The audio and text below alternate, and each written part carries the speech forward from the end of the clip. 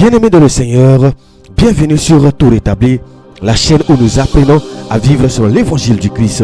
Et aujourd'hui, nous allons nous exhorter sur comment vaincre le péché. Comment vaincre le péché? Le secret de ceux qui haïssent le mal. Tu veux vaincre le péché? Alors commence par le haïr. Tu ne peux pas vaincre un péché que tu tolères. Tu ne peux pas sortir d'une prison dont tu as décoré les murs. La première clé pour sortir du péché, c'est le dégoût profond. Tu dois ressentir dans tes entrailles, dans ton esprit, que ce que tu fais est une abomination devant Dieu, une saleté, un poison et une puanteur spirituelle. C'est pourquoi Psaume 97, verset 10 nous dit: vous qui aimez l'Éternel, haïssez le mal. Tu sais que tu es un voleur. Quand tu voles, est-ce que ça te fait mal au plus profond de toi? Est-ce que tu rentres chez toi avec un cœur brisé en pleurant devant Dieu? Est-ce que tu regrettes amèrement cet acte et tu décides fermement dans la prière? Tu dis au Seigneur: je ne veux plus jamais faire ça. Seigneur, je t'en supplie, aide-moi. Tu sais que tu vis dans l'adultère. Est-ce que tu le détestes vraiment? Quand tu touches cette femme ou cet homme qui n'est pas ton conjoint, est-ce que tu te sens sale, puant, indigne de Dieu? Est-ce que tu pleures pour de vrai? Et surtout, est-ce que tu décides de sortir immédiatement de cette relation sans retour, sans excuse? Tu vis dans la fornication, tu couches avec ton copain, ta copine, tu enchaînes des relations où tu vis avec quelqu'un sans être marié.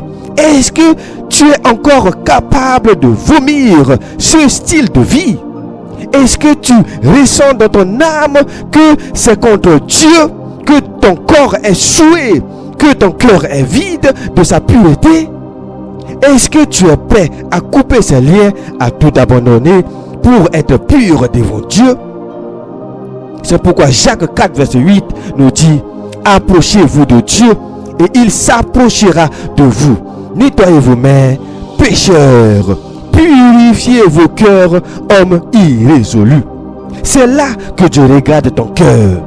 Quand tu n'essayes pas de te justifier, quand tu ne fais pas semblant, mais que tu t'humilies pour de vrai, que tu te dégoûtes de ton péché, que tu veux en sortir, même si c'est difficile, alors le Saint-Esprit vient à ton secours. Il ne t'abandonne pas dans la boue si ton cœur veut vraiment être lavé. Mais attention, ceux qui font semblant jouent avec le feu. Ils pleurent un jour, puis retournent dans leur vomi comme un chien. Ils savent que ce qu'ils font est abominable, mais ils y prennent plaisir. Ils osent même citer Romains 7 pour justifier leur esclavage au péché, alors que Paul parle d'un homme sans la vie de l'esprit. Mais ceux qui sont en Christ ne vivent pas dans cette défaite. C'est pourquoi il a résolu ce problème dans Romains 8, verset 13. Il a dit: car si vous vivez selon la chair, vous mourrez.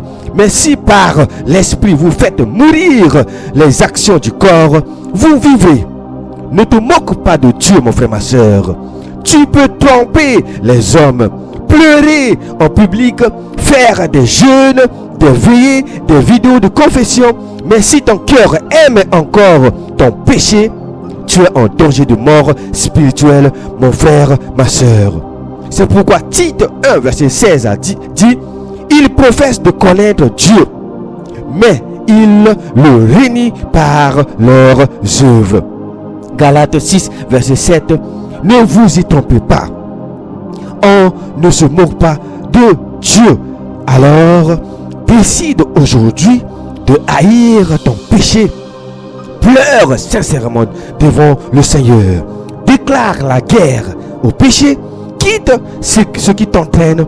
Et Dieu, qui voit le fond de ton cœur, va t'aider par la voix du Saint-Esprit. C'était votre frère Rodrigue Simbatominin. Demeurez toujours bénis dans la paix de notre Seigneur et Sauveur Jésus-Christ.